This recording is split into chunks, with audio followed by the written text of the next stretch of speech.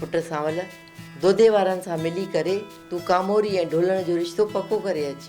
पर मां कामोरी भेण खां त पुछिजे त हू छा थी चवे। ईअं न थिए त मां रिश्तो पको करे अचां ऐं हू पिड़ कढी बीह रहे, पोइ त मुंहिंजो त नक ई कपजी वेंदो। सांवल पुट असां आहियूं ग़रीब, हूअं बि महांगाई असांजा नक कपे छॾिया आहिनि। जेकॾहिं कामोरी धीअ कपियो त छा थी पियो? मां ॾाढो मजबूर आहियां, मूंखां इहो कमु कोन थींदो।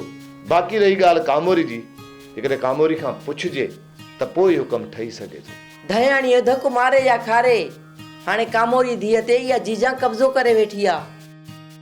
सांवल पुट जीजा त न मूंखे थी कामोरी सां मिलण ॾे न तोखे थी मिलण ॾे, त पोइ कीअं असां कामोरीअ खां पुछूं? पोइ मां बि इहा ई त ॻाल्हि कयां थो। जॾहिं मिली हुन सां कोन था सघूं त पोइ शादी कीअं पकी कयूं? त पोइ तरीक़ो को ॻोल्हे, या कामोरी सां उते मिली अचु या कामोरीअ खे उतां कढी अचु। अमा मूंखे कंहिं न कंहिं तरीक़े सां कामोरी भेण सां मिलणो पवंदो, पर जेकॾहिं जीजा जी इजाज़त खां बग़ैर लिकी वेंदुसि ऐं पकड़िजी पयुसि न त पोइ मारिजी वेंदुसि। तूं वञ, मूं माउ जी दुआ तोसां गॾु आहे, तुंहिंजे वार खे बि तओ कोन ईंदो। हा माउ जी दुआ जन्नत जी आहे, मां हाणे त ज़रूरु वेंदुसि।